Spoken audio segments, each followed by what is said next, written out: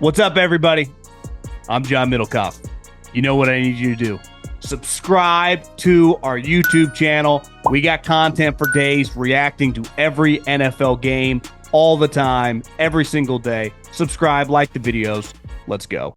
What is going on, everybody? How are we doing? Fired up. Like last week, I have some travel plans and schedule this week that has kind of thrown everything off. So I'm recording this on Wednesday with Stuckey and going over all the NFL slate from a gambling perspective, some of the big games in college football. We typically do this on Thursday and then put it out on Friday. We're going a day early this week. So my guy Stuckey from Action Network, we'll sling some ideas and takes and thoughts on the different games this weekend off each other and kind of try to figure this slate out, which, I would say is not the greatest slate of games you'll ever see, but that's why God made gambling, and that's why we're going to hammer it. We got Arch Manning going to Gainesville playing Florida, who's really good on defense. We got Florida State Miami, a game I grew up on. Bobby Bowden against the Hurricanes was always fantastic. And that's what we will do. So, you guys know the drill, but before we dive into Stuckey, I got to tell you about my friends, my partners, the official ticketing app of this podcast, GameTime. Best in the business. You want to go to one of these games? I would love Florida, Texas would be pretty sweet. Probably the last two raw. So if you live in Florida, Florida State, Miami, want to go to one of these games. What did I tell you about baseball? I was watching the opening games of wild card round. And it's just intense. That Red Sox-Yankee game feels like an NFL game. Every pitch matters. People hanging on the edge of their seat, especially in a close game, late in the game, watching Ohtani hit bomb after bomb. So if you want to go to one of these games, I highly recommend, if you can, go to a playoff baseball game and do it on me because it's the easiest way to take the guesswork out of buying tickets with GameTime. Download the GameTime app, create an account, use the code JOHN, that's JOHN, for $20 off your first purchase.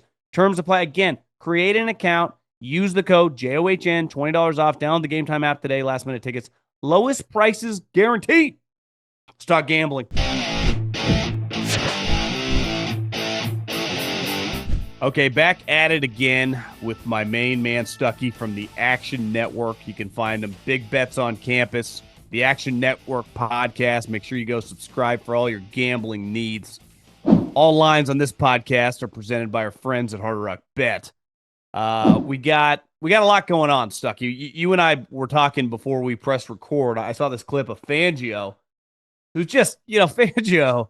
He's super rich. He's now a Super Bowl champion.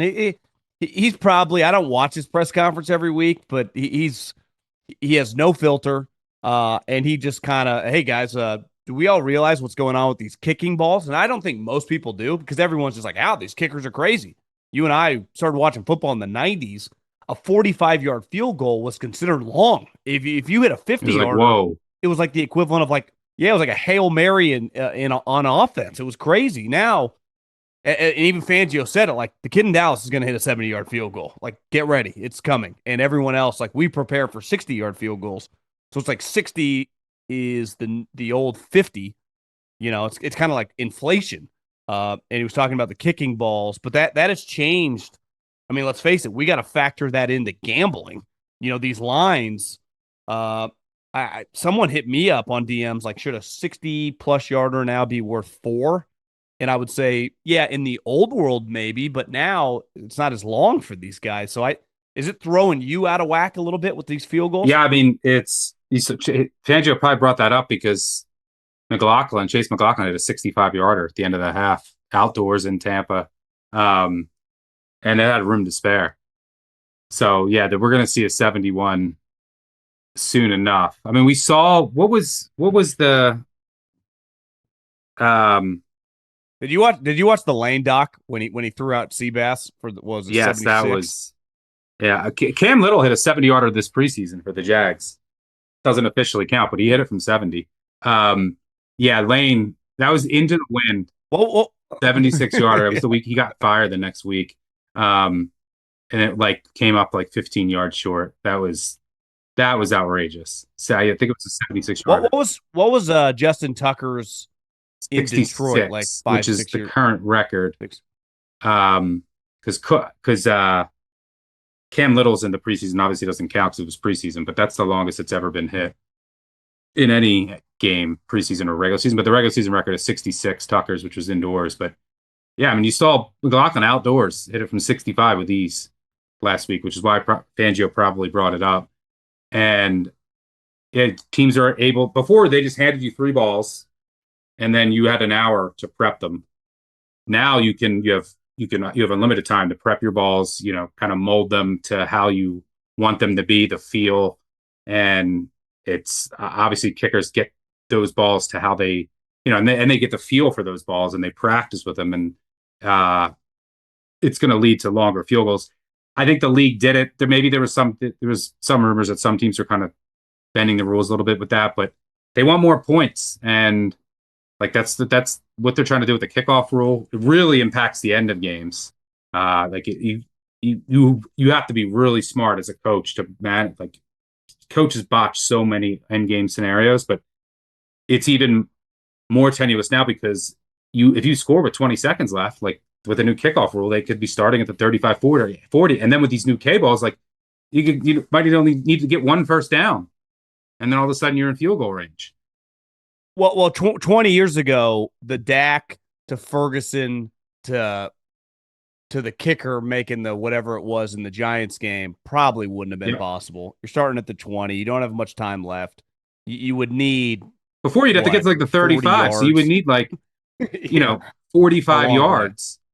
And now if you're starting at the 35 and kickers are making them from 60, you only need now 20 yards. Like you need half the yards pretty much than what you used to. So, it's definitely changing the game, and we're going to continue to see longer field goals, and the accuracy on those longer field goals continue to uptick. Fangio, I watch a ton of pressers every week, college and NFL, on like the fastest you could possibly watch them in the background, and I'm just listening for some nuggets here and there. Injury updates, whatever. But Fangio is one of the ones I love listening to because he's an open book. Like he'll tell you, he'll just share like thoughts on scheme and personnel, and I love listening to his press conferences. So wasn't shocked that he was the one that brought that up. He also is one of the rare guys that talks like it's still the 80s or 90s. He'll just be like, "Yeah, Jalen Carter's fat." Yeah. Like no other coordinate. He's like, it's not totally his fault, but yeah, he needs to lose about 10. Like he just talks like a coach would talk back in the day. And now, all these coaches beat around the bush with any, high profile player. He gives no shits. And if everyone did it, all these press conferences would go so viral of just people saying stuff. It's like the Saleh thing. What was your take on, one, the whole fighting thing? It's like, Robert, you're saying you're going to murder this guy. Like, you're not going to touch this guy. Like, you're not going to get on a fight on the field, even though that would have been incredible. Saleh would have squished him. But he walked it back yesterday, saying he truly was trying to give the guy a compliment. Liam Coen was clearly offended. It felt like Robert was trying to diminish. People in Niner land thought like Saleh's bitter that he didn't get the job. I don't know. I just like, this is this type story that the fight part was kind of entertaining, but the whole sign stealing, Liam Coen being bitter, it's like you lost the game. Just go to your locker. Yeah. Saleh was actually like trying to give him a compliment, but like, I get why he was salty because he mentioned like sign stealing, but he was saying like they have a legal system where they're able to gain an edge. Unless these two teams get to the Super Bowl, Jacksonville, San Francisco is not going to turn into any kind of rivalry. So it's not like these teams see each other often. So yeah, it'll probably die quick. But it was a nice little fun moment at the end of that game. But I didn't take too much from it. Today's show is brought to you by our new presenting sponsor, Hard Rock Bet. Week 5 kicks off with a California showdown. Little NFC West matchup. The 49ers head to the Rams. This was billed as a great game. The problem is the 49ers have a lot of injuries. And if you go to Hard Rock Bet Stat Hubs, you can find some interesting stuff. Like McCaffrey, who they are going to depend on heavily. He's reached the end zone in 6 straight October games. Devontae Adams, he's recorded 90-plus receiving yards in 5 straight games against the Niners. He used to dominate them when he played for the Packers. The San Francisco 49ers, they've covered the spread in 7 consecutive games as an underdog. Now listen, a million guys out. Purdy's out, Pearsall's out, Juwan Jennings out. This number has now gone over a touchdown. It seems crazy, but Kyle Shanahan historically has done well against Sean McVay. He's won some big games down south, especially because the 49ers will have the majority of fans in this building. Kind of like the 49ers who are sitting at right now, plus 7.5. Seems crazy, but if you haven't tried your first bet on Hard Rock Sports Bet, there's still time for you to get $150 in bonus bets if you win. Just place a $5 bet, and if it hits, you get not only your winnings, but also an extra $150 in bonus bets. Okay, let's just fire into some games. We got another international game, Minnesota, who is just in shambles health-wise. I mean, their offensive line is a major problem, but I saw this morning, we're recording this on Wednesday, Miles, did he get hurt during the game? He didn't practice on Wednesday. He's got an ankle injury. To me, if he's fully healthy, I mean, that would be a major problem for them. I still like Cleveland.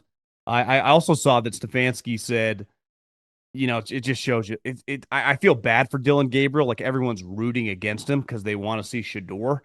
It's like, guys, Dylan Gabriel, I'll keep beating this drum. People act like he came from UC Davis. Like, guys, he was just starting at Oregon. You know, this is not some, and before that he was at Oklahoma. Like, this isn't some scrub. He's not my cup of tea, but I think people are acting like how's this guy even starting? Well, Shador's not even the backup. Joe Flacco's going to be the backup. But they'll go with the quarterback change against Minnesota and Brian Flores, which, you know, could be a little difficult on the little guy, but that offensive line, I know Wentz put up some numbers, but TJ and company was wrecking havoc. Like that version of the Steelers that we saw was like, okay, you know, physically, that's a little bit more of what I thought we were getting when they were up, whatever the score was, like 24-6 or whatever early in the second half. I mean, but the Steelers D has been, they don't have back. Highsmith. The Steelers D's been pretty bad this year. That, I think, had more to do with Minnesota. And the Browns defense has been dominant all year long against the run, against the pass. And they did it against Burrow. They did it against Detroit last week. They held that offense in check. There was a bunch of turnovers. Like, the Lions had an interception return to the 5 and scored a touchdown. And, you know, they held them to under 300 yards, under 4 yards a carry. They held that offense in check. Their defense is top notch. So, yeah, I just texted my guy, and he says he thinks Garrett will play, which is big. But yeah, I think it's obviously not ideal that, from a spot perspective, I did bet the Browns, but it's not ideal that you're making the quarterback change, going overseas, playing a Brian Flores defense to a rookie for his first start, while that team's already overseas. So I don't know. That's worth like a half point right there. But yeah, I mean, the Vikings are their offensive line. You're going to have no Brian O'Neill, no Donovan Jackson, no Ryan Kelly, I assume. So you're down to like Justin School, Michael Juergens at center is like a 7th round draft pick out of Wake Forest, Blake Brandel at left guard. Like, it's bad. And Wentz under pressure is bad. I mean, he has a 30% pressure to sack ratio, 10% turnover worthy play rate. Going up against this Browns front, which has dominated everybody. They're number 1 in run block win rate, number 1 in pass block win rate. So I think that the Browns defensive line is going to dominate this game. So what can the Browns do? So yeah, it's not going to be easy, but it looks like Van Ginkel will be out. They also missed Blake Cashman and run D. So they're like, the Vikings are 26th in rush EPA, 20th in rush success rate. So you can run on them. So I assume that's just what Stefanski's going to do here. He's going to just lean on Judkins, who has looked good, and he's done well against stacked boxes too. And then easy pass, like just easy short passes. And like Flacco's been so bad, he's not mobile either, that you can get Gabriel out like some bootlegs. He can move a little bit. And for what it's worth, Minnesota and Flores, they're going to blitz a lot, and they might even up their blitz rate as Flores has done in the past against rookie quarterbacks who he's had a ton of success against. But Gabriel against the blitz in college was an absolute monster. He had 63 touchdowns and 7 interceptions against the blitz in his college career. That's a 9-to-1 ratio. When he wasn't blitzed, he's 92 touchdowns, 25 picks, about 3.5 to 1. So he's always been really good against the blitz with just like the quick decision-making, quick passes, which is what I think this offense is going to be. They're just going to lean on the run game. And I think that their defense can control this game. Like, what is Wentz going to be able to do? Not much. Like, they're going to play man on the outside, and Wentz is not. They're not going to have time to get open. So there's going to be lots of negative plays here. I wouldn't be surprised if like Garrett strips Wentz, causes a couple turnovers. So yeah, it's not the best spot, and there's a lot of variance because it's a rookie quarterback. But I think the Browns rely on the run, rely on their D. This total is down to 36. It's like there's no weather. It's so low. I mean, I could see this game honestly. Shout to all the people in London. This is the treat we're giving you. I could see this game ending like 10-7, honestly. So I had to take the points with a total this low with the Vikings offensive line and Wentz at quarterback against this defense. I'll take the points. I do think the Minnesota is in a weird spot here. You know, then they get the Eagles, then they get at the Chargers, then they play the Lions. And then, you know, depending on when JJ's ready to come back, if it's in that stretch, you could find yourself, you're back against the wall a little bit with this completely unproven quarterback with some injuries. Season kind of in that division too before you realize it. Yeah. So it's like, I know the Packers are kind of struggling, but the Lions clearly are solid. And let's face it, the Bears are going to be feisty. You can't get too far behind in that division. But I do assume Garrett will play. In the past, he's done this a bunch. He's probably the best defensive player in NFL right now, him Parsons, but he just doesn't like to practice sometimes. So he'll just say he has an injury, and then he'll he drives up to like the local gas station in Cleveland and just hangs out, like eats seeds with like people, like just instead of practicing. So Garrett has done that in the past. He's just like, I don't feel like practicing this week, so he'll be like, my ankle hurts. I don't know. He could have an injury, but he's definitely when you're that good. I mean, who even cares? He's at like the level of like, I don't even complain. Denver at Philly. I've seen it twice now. The montage of the passes in the second half. I mean, it was pretty ugly. Philly's in this weird spot, right? Defending champs, they just keep winning. AJ clearly is not happy, and every week that goes by, that dude's throwing a little gasoline on the fire. He has another week, and this is clearly going to be a tough week, given that Denver's secondary is pretty good. I can't imagine Jalen's just all of a sudden against this team is going to throw for 300 yards. So you're going to get eventually he's going to crack. And just if I'm prognosticating, is in like a couple weeks he's going to come out and say everything Brandon Graham said last year was true. I was forced to lie and pretend it wasn't. Like we're a couple weeks away from that. Denver, like, I don't know what to really make against Cincinnati. You talk about Minnesota's offensive line issues. That offensive line is fucking atrocious. I get Denver's got a good pass rush, but that was, I mean, even if you put Burrow in that spot, he would have been, I mean, there were a couple plays where you're like, is Browning going to be able to get up? I mean, he was getting destroyed. But I don't know, man. I mean, how often can you play with an offense that can't pass the ball, the pressure it's putting on the defense? I kind of like Denver in this spot plus 3.5. I actually don't really hate them just outright in this game. Yeah, I could see them winning this game. Now it is a short week coming across country, but I did play Denver. There's still a 4.5 pick out there. If you shop around, I think maybe a 4.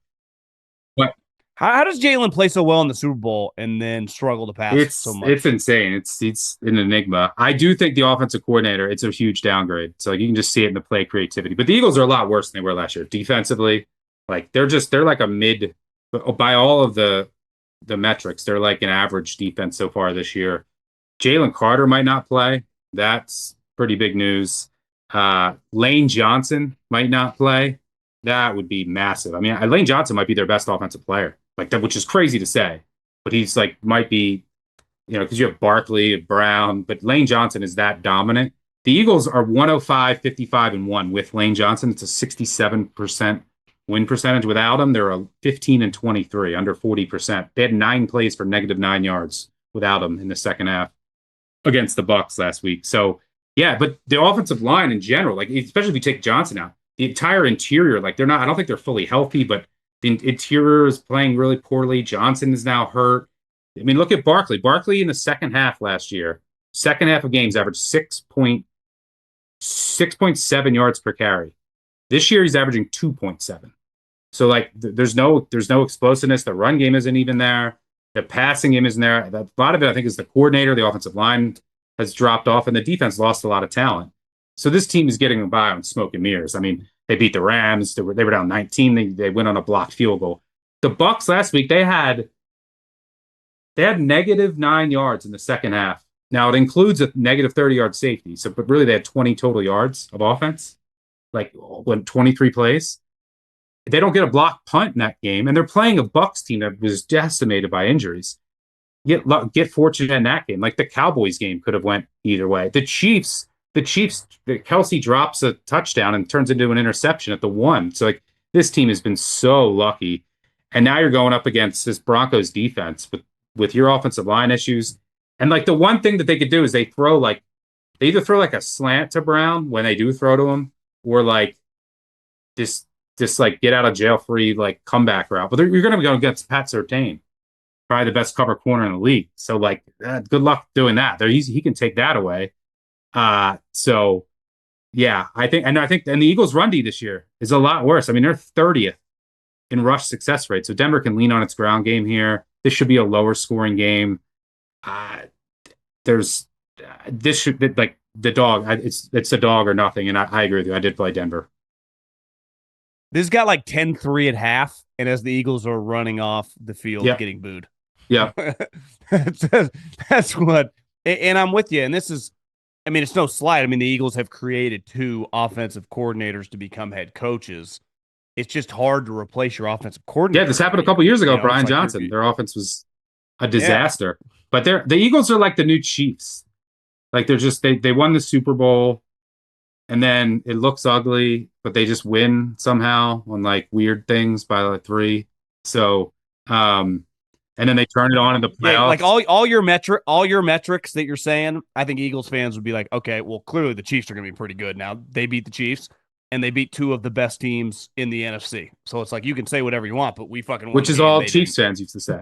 Like last year, the Chiefs won 11. They went 11-0 one possession games, and then their offense like hurts, and they turn it on in the playoffs. Like they're the new Chiefs. But I played the Broncos here. Their defense, as of right now, will be the best unit on the field. So yeah, I think in a lower scoring game, you got to take over a field goal. Okay, let's talk about the AFC 49ers. Your entire team is injured. Welcome to the party. And I saw the number, I think, was it Monday morning when I looked at the board, the Texans were like, it was like +1.5. It is now, looking at it right now, they're -1.5. All signs point to Lamar Jackson not playing, hamstring, and, obviously that's enormous. But defensively, even if Lamar was playing, if Houston couldn't get right against this unit, given their majority of their good players are not going to play, it would have been a major red flag on the Texans. But if Lamar doesn't play and all the defensive guys are clearly out, this Baltimore team, it's got a little year from hell feel, doesn't it? Yep. Yeah, it's a mess. I mean, like, not only is it Lamar, it's like the look-ahead line for this game is like Ravens -10. And then there was like 7.5 out there earlier this week.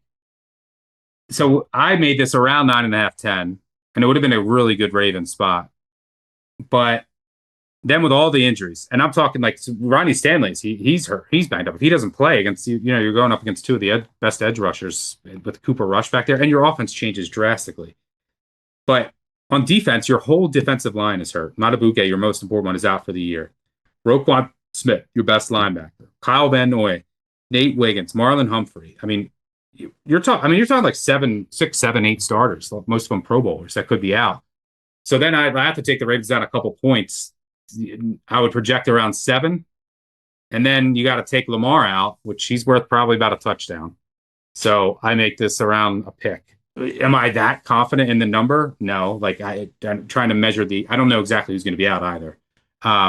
But just the amount of cluster injuries. This defense right now looks like the worst defense in the league. Which makes sense. If you're playing without 5 or 6, your whole D-line and then 5 or 6 Pro Bowlers, tell me another team in the league that can survive that. Like everyone is coming for Zach Orr's head. I have no idea. Like anyone that took the Texans with a plus sign early in the week, probably a good bet. I won't be betting this. I have zero clue. And yeah, it's a shame. You want to know who's living a charmed life is the Rams. They get, now maybe the gods are paying paying them back for that blocked field goal. They should pay me back. I haven't gotten any rewards yet from that because I lost money on that. They get the AD Mitchell drop touchdown at the 1, which flipped that game. Then they get the 49ers, who are decimated. Extra rest, and then they play the Ravens next week, who are decimated.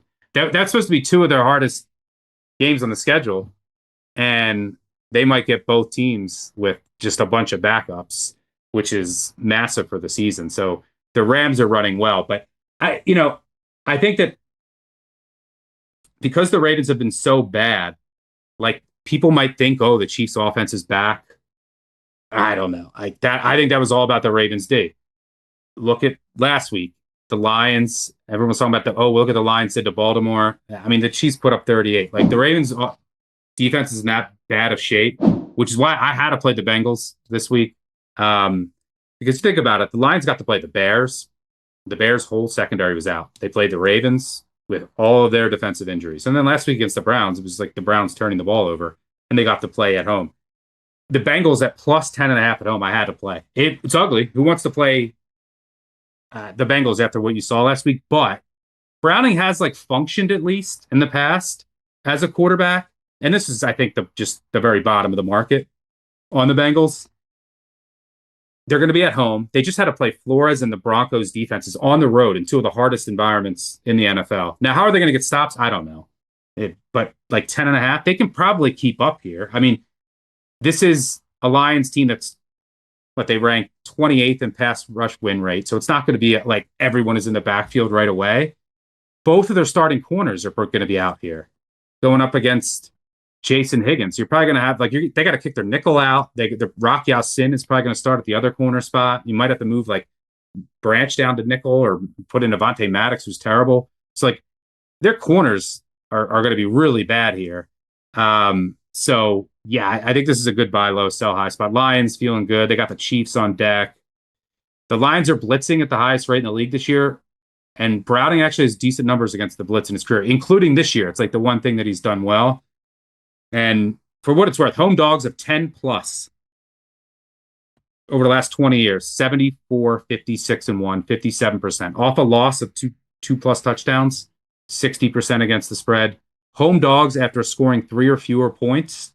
Again, home dog, they just scored 3 or fewer points. Who wants to bet those teams? Well, 61, 36 and 2 against the spread, 63%. So, yeah, I don't know how they're going to stop Detroit, but they can keep up here. So I think it's a good time to buy low on the Bengals. Okay, one interesting NFC game is, in theory, Tampa going to Seattle, but Bowles said they have so many injuries that they had to change practice to essentially a walkthrough on Wednesday. I can't imagine that gets much better throughout the week. The Tampa, I mean, we have an injury epidemic. I mean, you and I have talked a lot about it. I've talked a lot about it on the show. It kind of sucks. I mean, there was one point in time Sunday I looked up in the morning slate, and there were multiple carts out on multiple games, and there were other players laying on the field. It's pretty nuts. It's not even just season enders like Tyreek Hill. It's guys limping off like Joe Alt with high ankle sprain. It's all over the league, and it's October 1st. We got a long way to go, and there's just not enough players in the NFL. The product. I'm not trying to be a negative Nancy here, but geez, it's just I don't know the answer. We're never going back to double days in training camp and pads during the regular season, but it is impacting these guys. The calluses on their body like the a fighter, preseason too. right? How everyone handles preseason. Joke. It's a yeah, joke. And we've talked about this before because of. I think the NFL also has to get rid of some of these turfs, but you see after the Giants game, there was ex-players. What are we doing? But you see this especially with offensive lines. So there's just no. There's the offensive line talent compared to the defensive line talent in the NFL. The offensive lines are so far behind. Because a lot of it is just because how these colleges operate offenses. And there's just a lack of viable starting caliber offensive linemen in the NFL. So these teams lose 1 or 2 and their offensive line is just decrepit. It's a disaster. So yeah, I mean, you're seeing that with the Bucs right now. The Bucs have 2 backups in on the right side of their offensive line. No Evans. It looks like no Bucky Irving, which is massive. They have also a ton of injuries on defense. Reddick, Gaines, Yancey's out for the year. Dean and Morrison, the rookie Morrison's looked really good, but Dean, they're starting corner, but it's like they have corner cluster injuries. And it looks like the Seahawks are pretty healthy outside of Lawrence, is who I have to check on this week. But and this is a good spot for Seattle. Extra rest at home. They're off the Thursday night game. Tampa coming across the country, dealing with a lot of injuries, practice disrupted. The way to beat Baker, and the way to beat Baker forever and still this year, if you look at his numbers, is pressure without blitzing. If you blitz him, he's historically been pretty good against the blitz. He'll scramble, he'll gash you up the middle, find a lane. But if you can get pressure quickly and then play coverage on the back end, he's going to make some mistakes. And he's due for some mistakes. He's had a great year and he's had a great run in Tampa, but he has 9 touchdowns, 1 interception. He has 9 turnover-worthy plays on the year. Like, there's been a ton of drop picks. Well, that's the definition of the Seattle defense. They are top 5 in pressure rate, bottom 2 in blitz rate. They don't blitz, and they're getting a ton of pressure. And then you have McDonald disguising coverages on the back end, and that's a dangerous combo. And it's probably going to lead to some Baker mistakes here. Sam Darnold over the last 2 years is destroying the blitz. He's been so good against the blitz. It's insane if you look at his numbers, and you're going to get that against Bowles, and this is going to be an undermanned defense. So, yeah, I played the Seahawks. Anything 3 or better, I think, is good. Baker's only interception is the one he threw against Philly in the end zone. He had like 3. He's had like 6 or 7 dropped interceptions. He also has had 3 or 4 fumbles that the Tampa all recovered. So, like, they've been very fortunate in a lot of games. Most of all their wins, they could have went either way. They won by 2-2, I think. So, yeah, there's some turnovers coming for this Bucs offense, and they're just not healthy right now. He's probably going to be under pressure, and expect McDonald to cook up some nice disguises on the back end to get a turnover or 2. So, yeah, I do like Seattle there. It's a pretty good spot matchup, and then you throw in the injuries. It's going to be a tough task for the Bucs.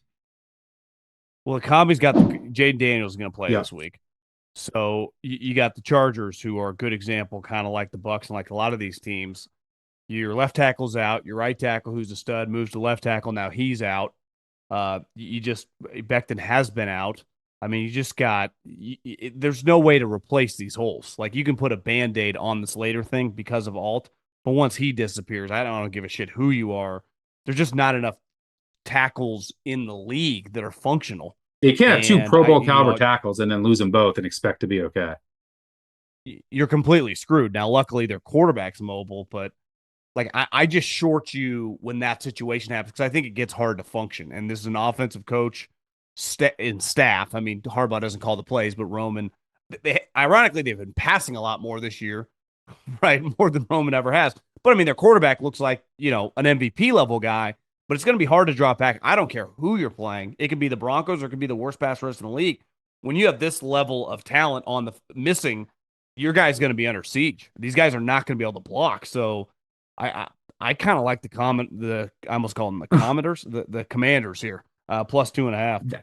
I don't know. I can't bet this game just because there's so much uncertainty. Yeah, the offensive line is a mess for the Chargers. So I don't know what they're going to do.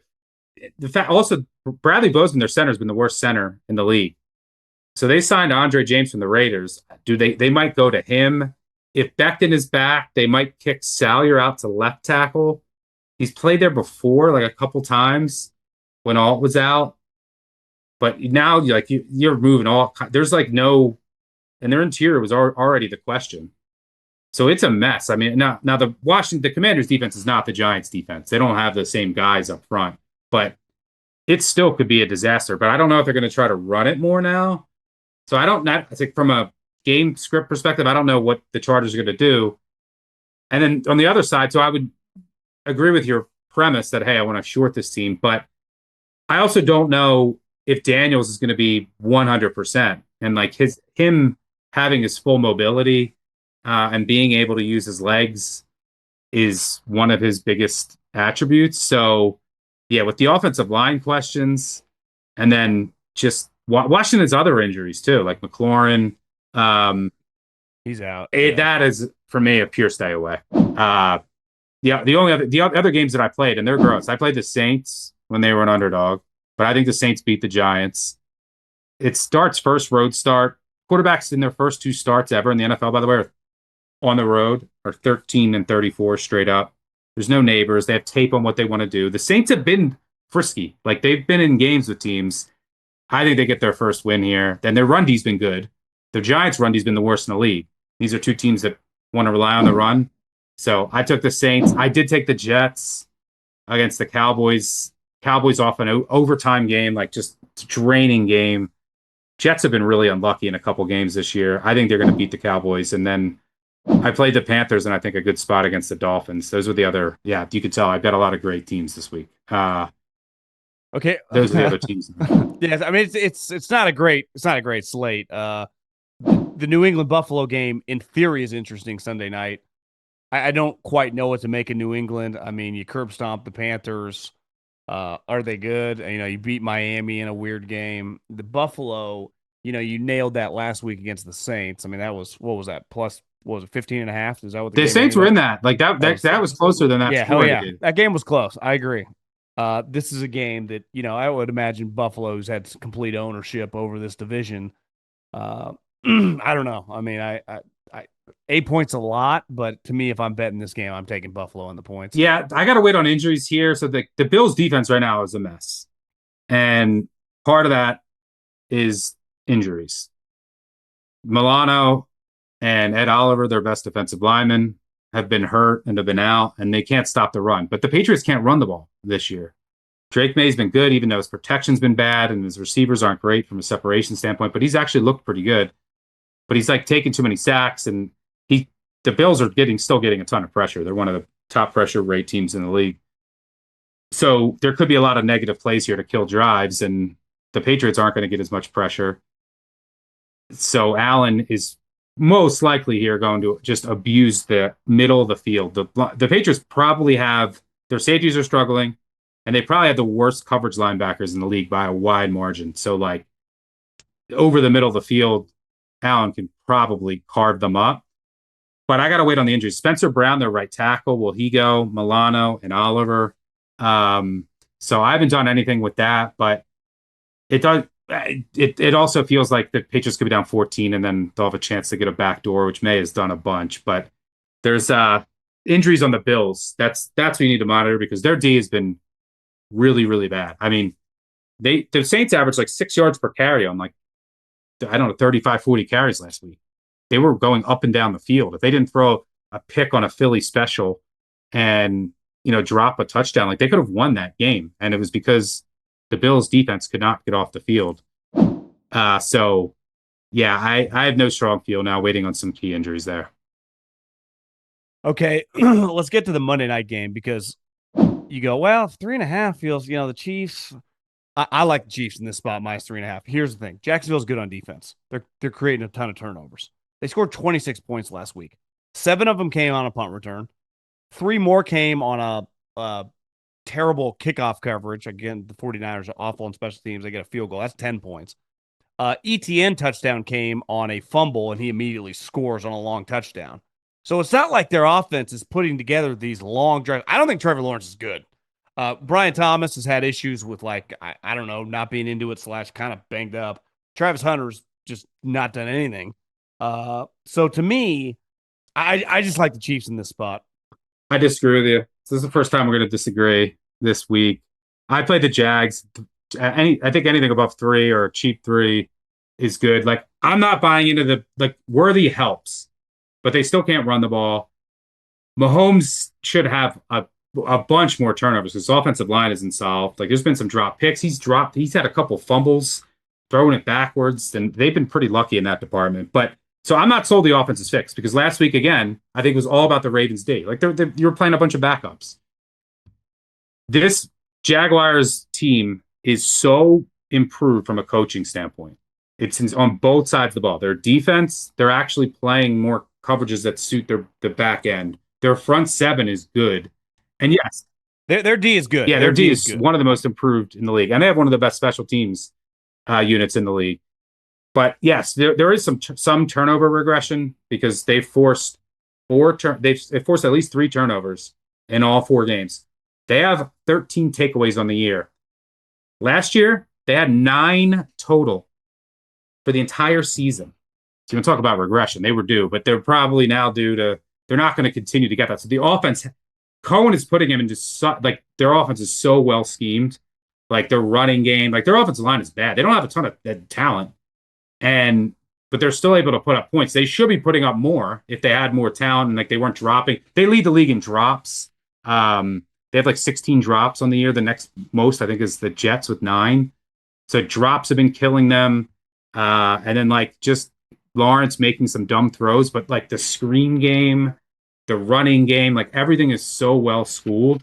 So I'm not all the way in on this Chiefs offense being back. Now, when they get Rice back, it could be scary, but they still can't run the ball. The offensive line still has issues. I think this Jags team is still undervalued a bit. I get that you might be a little salty after they beat your 49ers, and they definitely did get lucky. I mean, they won the turnover battle 4-0. But I took the Jags as a home dog. Should be a good one though. I can see people making the case for the Chiefs for sure though. Yeah, it's actually, if you would have said Jaguars Monday Night Football, you'd be like, oh. But this is actually a pretty good Monday Night Football game. I'm pretty excited, especially coming off what we just witnessed.